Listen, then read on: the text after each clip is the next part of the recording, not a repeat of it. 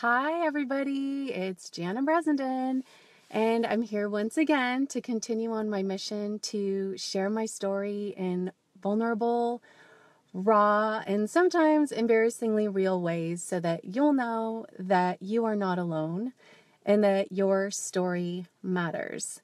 And today I want to talk to you a little bit about judgment and grace. And these are both things that I learned while being near dying. And some people ask me what that means. And I know that a lot of you, that I lost my husband to cancer, brain cancer in 2010. And so while he was dying and I was living nearby, I learned a lot of lessons. So before I talk about judgment and grace, I just want to thank you for all of the messages and the emails and the support that you guys have been giving me on this channel. It really touches my heart, and I pretty much spend every day crying for a little while as I listen to what you're going through and that you would just share your stories with me. I feel like it's such an honor, and I hope that you keep it coming. But I want to tell you, there's this weird thing that happens when someone is suffering. It's like people just come out of the woodwork and feel like they need to tell you all the things that you're doing wrong that make you suffer. And this is kind of what it might look like, this judgment. It might be you're not good enough, or you're not doing enough, or you're not trying hard enough. So I'll tell you, in my case, I literally had someone come up to me and talk to me, tell me they wanted to have a really serious conversation because they knew why Tim had cancer. And that was because I was sinning against God by using birth control, and that he was punishing me for that.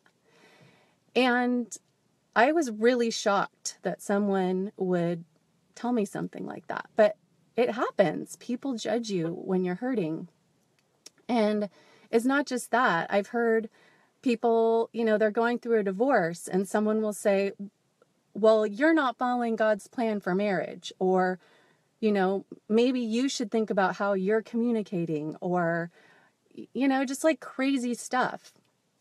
And if you're being judged right now, I just want you to know that it's wrong and you don't have to accept that, but also that I hope you can find a place of compassion in your heart, because the people who are telling you those things are really hurting too. They don't even know what they're doing to you. And, the reason I know that is because also while I was living through being with Tim dying, is I learned a lot about grace.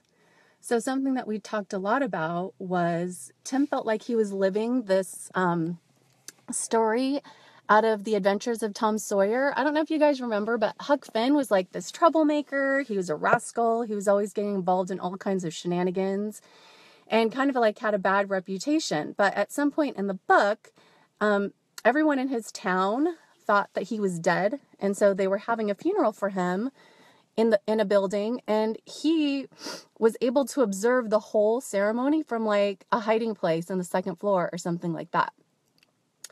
And so what he got to hear, instead of all the people standing around talking about how terrible he was, people were talking about the fact that he was a great guy, all the wonderful things that he did, that he was a wonderful little boy.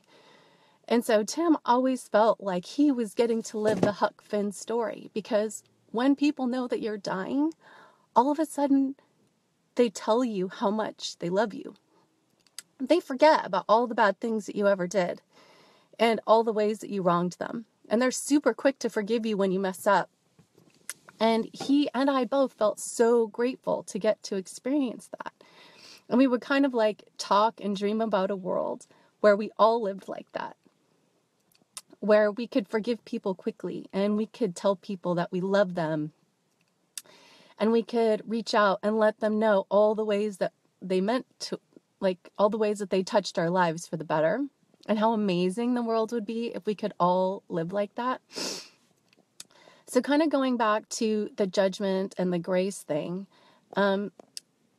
for the people who have experienced judgment, I hope that you can find it in your heart to forgive those people who have hurt you.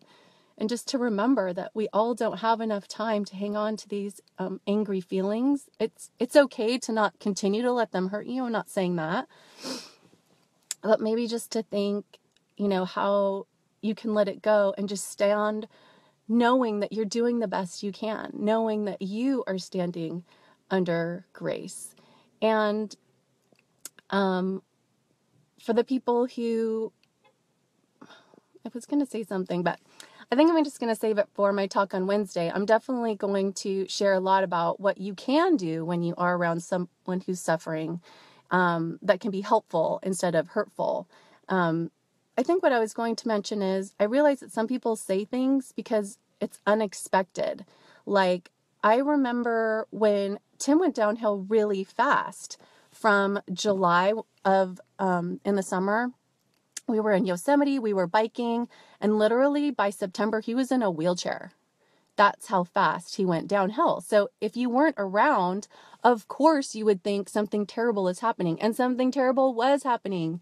He was dying. He had cancer. But it wasn't because I didn't take care of him, or because I didn't feed him, or I didn't do something. It was because there was cancer there. So when people would come and accuse me of these things, I just have to remember that they're scared too. They weren't expecting to see that.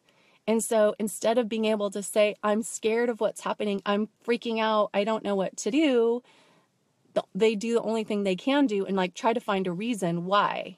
And I just happen to be an easy target. So I do think that is one strategy that helped me to deflect a lot of those accusations. And I hope that really helps you too.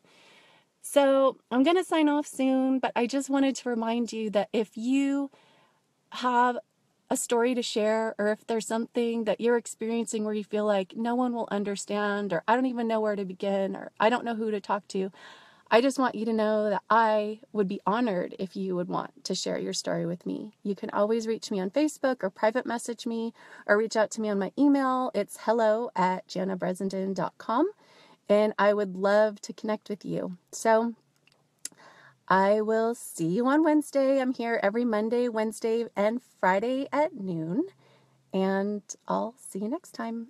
Oh, I also wanted to say I have gotten a lot of requests if it's okay to share these videos. And I want you to know that, yes, I would be so honored and privileged if you would share. I would love it if other people could learn the lessons from some of the things, or feel supported by some of the things that I share in my videos. So thanks, guys. See you next time.